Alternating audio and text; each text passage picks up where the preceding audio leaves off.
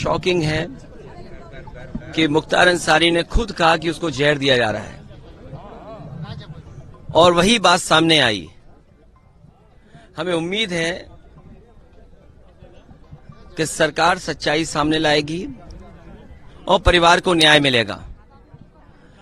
जब से भारतीय जनता पार्टी की सरकार आई है तब से इंस्टीट्यूशंस में भरोसा कम हुआ है। हमने आपने उत्तर प्रदेश में देखा है, लोग अपने न्याय के लिए आत्मदाह तक कर रहे हैं, तहसीलों में जान गई है। मुख्यमंत्री आवास तक लोग गए हैं और जाकर के आत्मदाह किया है। मुख्यमंत्री आवास हो, मुख्यमंत्री के ऑफिस हो, जेलों में जान गई, थानों में, अस्पतालों में और कस्टोडियल डेथ में उत्तर प्रदेश लगातार आगे बढ़ता चला जा रहा है। आखिरकार सरकार क्या चाहती है और सरकार का काम करने का तरीका क्या है? इसीलिए हमारा मानना है, समाजवादियों का मानना है कि न्याय हो और सच्चाई सामने आए। लेकिन योगी जी कह रहे हैं कि जो भी कानून व्यवस्था में बाधक बनेगा उसका राम नाम सत्य कर दिया जाएगा। ये भाषा मुख्यमंत्री की नहीं हो सकती है। इंस्टीट्यूशंस हैं, कोर्ट है, थाना है, तहसील है, वहां न्याय मिलेगा। ये जो भाषा बोली जा रही है, ये भाषा इसलिए बोली जा रही है कि वो वोट चाहते हैं, क्योंकि विकास किया नहीं, काम किया नहीं, महंगाई है, बेरोजगारी है, किसान की दुख तकलीफ दूर नहीं हुआ, आय बढ़ी नहीं। किसान के सामने किस मुंह जाएगी सरकार? नौजवानों को जो नौकरी छीन ली, पेपर लीक हुए, क्या आपको नहीं दिखाई दे रहा कि इन घटनाओं से लाभ लेने के लिए सरकार कर रही है या सरकार घटना करा रही है जिससे लाभ ले लें? क्योंकि उनके पास बेरोजगारी का सवाल जो खड़ा है उसका जवाब नहीं है। क्या पेपर नहीं लीक नहीं हुए? कोई सरकार ये बता दे इतने पेपर लीक हुए हों? 1, 2, 3, 4 पेपर नहीं, 9, 10 पेपर लीक हुए कि नौजवानों को क्या जवाब दोगे आप? मैं इनके भाषण सुन रहा हूं, पेपर लीक पर क्या बोल रहे हैं, बेरोजगारी पे क्या बोल रहे हैं, अग्निवीर का जवाब क्या है इनके पास?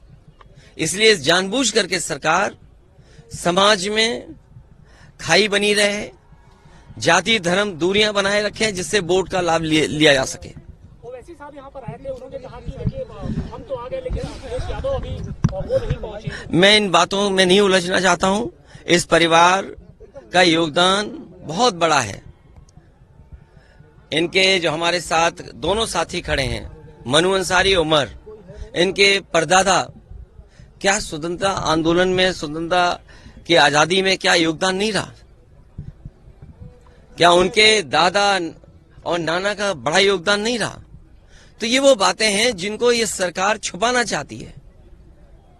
सर डेफिनेटली ये वेल प्रतिष्ठित परिवार है। इस प्रतिष्ठित परिवार के तहत हमारा ये कहना है सर कि अभी बहुत सारे लोगों ने, यहाँ तक कि उत्तर प्रदेश प्रशासन और भारत प्रशासन ने यह कहा कि मैंने 5 बार विधायक रह चुके हमारे माननीय मुख्तार अंसारी जी, और लोगों ने माफिया और तमाम तरह की चीजों से कहा। इस पे आपका क्या कहना है सर? कभी कभी दूर बैठे लोग छवि नहीं पहचान पाते हैं, जब जमीन पर पहुंचते तो छवि जानी जाती है।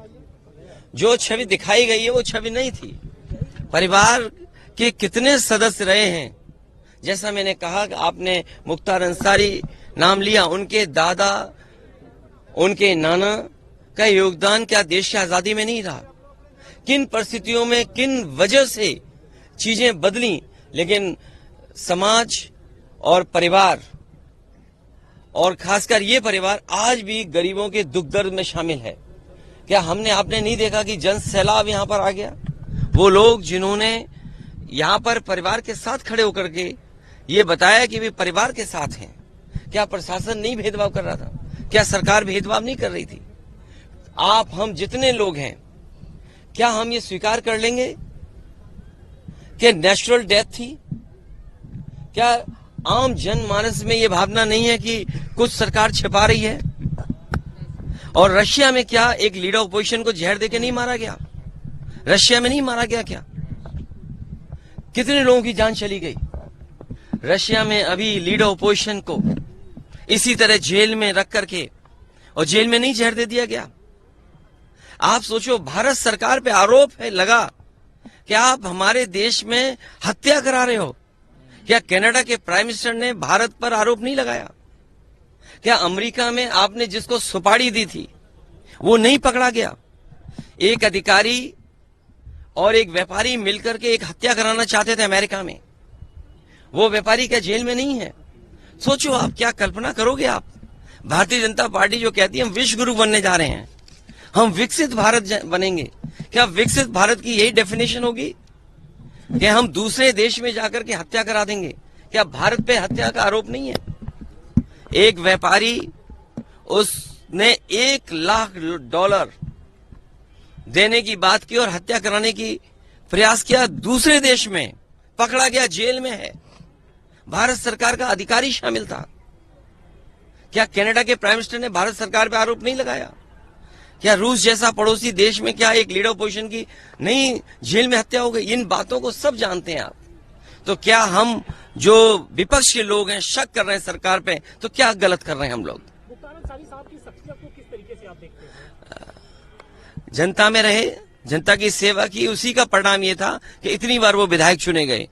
जो व्यक्ति इतने वर्षों जेल रहा हो, उसके बाद भी जनता जिता रही हो, तो इसका मतलब परिवार और उस व्यक्ति ने जनता के बीच में रहकर के उसका दुख दर्द बांटा है। और मैं समझता हूं पत्रकार साथी जो सवाल पूछ रहे हैं, वो सोशल मीडिया का जमाना है, आज वो तमाम स्टोरीज वहां पर हैं कि किस तरीके से परिवार ने लोगों के बीच काम किया, उनके दुख दर्द में शामिल रहे हैं।